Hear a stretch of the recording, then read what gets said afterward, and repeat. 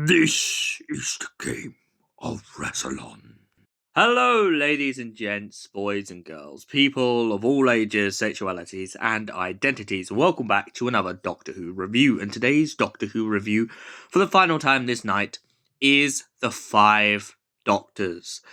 Yes, The Five Doctors, or should I say, The Four Doctors, really. That's what this should really be called. Because even though Tom Baker does feature in this story, it's only just slightly. And on top of this, William Hartnell, due to his sad departure, has been recast by another actor in this story.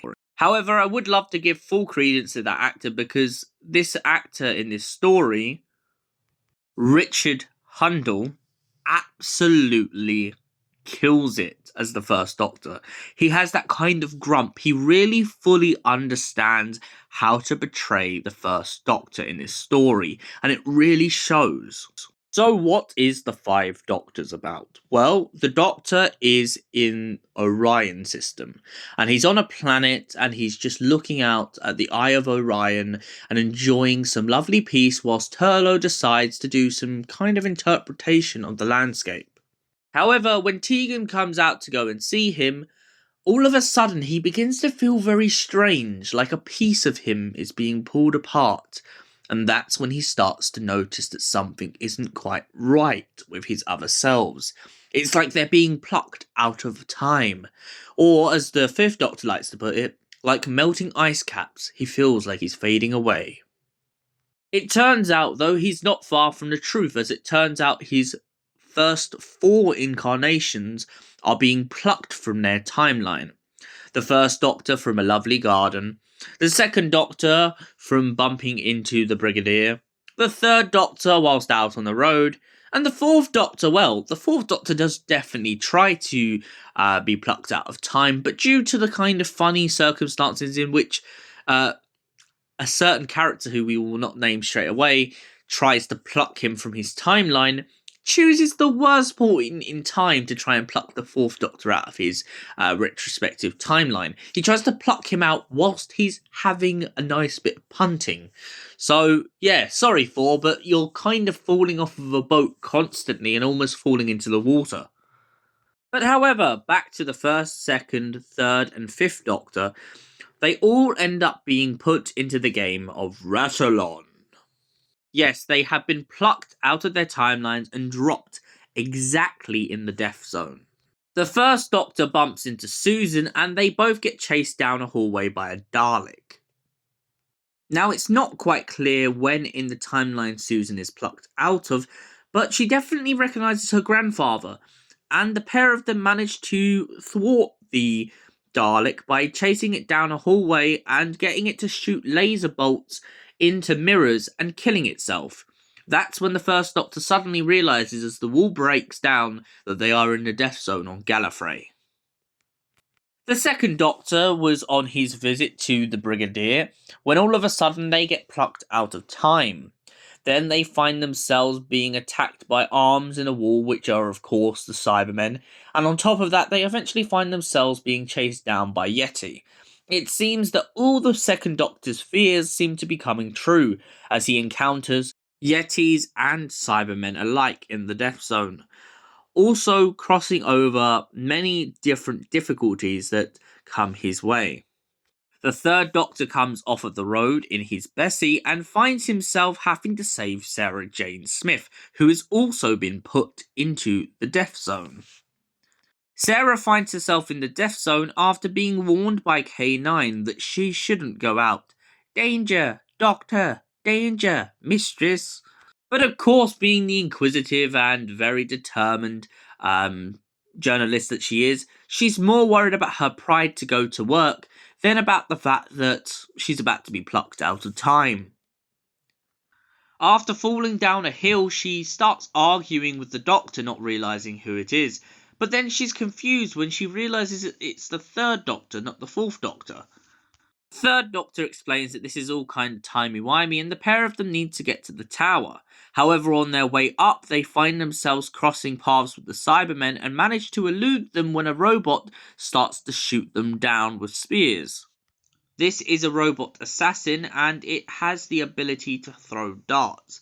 The Doctor points out to Sarah if she's not careful and she moves too quickly, the pair of them will be skewered like barbecue. However, with the distraction of the Cybermen, they manage to elude the robot and grab its materials in order to climb the top of the tower. Meanwhile, down below, the Brigadier and the Second Doctor are going in down the bottom. The First Doctor bumps into the Fifth Doctor as the effect of them falling apart begins to fade away. The Fifth Doctor goes off with Tegan and Susan at one point to go and interact with the Master. However, after the Doctor disappearing into thin smoke, which then sends him to the capital to address the matter of being put in the death zone, the Master finds himself in a predicament in which he must try and lure the Cybermen into the tomb of Rassilon. Meanwhile, elsewhere, even though the Master was tasked with saving the Doctor goes back to the capital and basically snitches on him and points out the fact that, yeah, he didn't do his job, and I'm here now to discover exactly who has the scrolls of Rassilon. He also points out that he's very angry that the Cybermen and the Daleks have been allowed to play in the game of Rassilon. At one point in this story, the Master did try and convince the Third Doctor, but the Third Doctor decided to steal the seal of Rassilon. The Fifth Doctor then later discovers that it turns out his old teacher Barusa is very corrupt and is using the game of Rassilon so that he can seek immortal life. The Doctor is absolutely outraged at Barusa's betrayal of his trust and of everything that stands for Gallifreyan civilization, and of course is trying to stop him. But the power of Barusa is too strong and the Doctor finds his mind caught in a mind lock. Barusa then escorts him to the Tower of Rassilon and tries to claim immortal life. The other Doctors try to stop him, but then the Fifth Doctor convinces them that maybe they should grant him immortal life. After all, immortality is not a gift, it is a curse. Barusa soon learns this when Rassilon lets him take the ring of Rassilon and then entombs him forever underneath his casket. The body of Rassilon lays dormant as a giant voice begins to talk. The voice then asks the following Doctors whether they want immortality. The Doctors claim that no, they do not, and instead they would prefer if Rassilon would let them go back to their retrospective times and places. Rassilon agrees to this term, and eventually Chancellor Flavia turns up and the Doctor agrees to be the President of Gallifrey. However, the Fifth Doctor doesn't fully go to this commitment and decides to go back off into time and space. But let's just say that eventually it will catch up with him. He will be the President of Gallifrey at some point, maybe just not now. This is all due to an altercation in which the fact that Barusa is gone means they need a leading president. The Doctor goes back into his TARDIS and Tegan and Turlough point out to him that it's not very nice that he decides to flee Gallifrey. But then, after all, that's how it all started. So, the 5 Doctors. What did I think of this story? I do love it. I just really, really wish we could have got Tom Baker in this story. I feel like all the Doctors and their banter and the fact that there's a scarecrow and the Dandy and the Clown, I love those jokes. I also love that we get a great moment between all the companions where they feel like they're being left out. That all together really wraps up really nicely at the end of this when we get to see the consequence of Barusa being turned to stone. I feel like this story is a great testament not only to the Doctors, but also to Doctor Who as a whole. It definitely does a great job for its time of sticking different little elements from Doctor Who, such as the Dalek, the Cybermen, and just the kind of going back to Gallifrey once again. I really feel like having these Gallifrey stories really establishes some really nice ground rules on what we know about the place and what we don't know. I mean, for instance, before this story, we didn't know the Death Zone existed, but when we do meet the Death Zone, we suddenly realise why the Gallifreyans are so afraid of the place.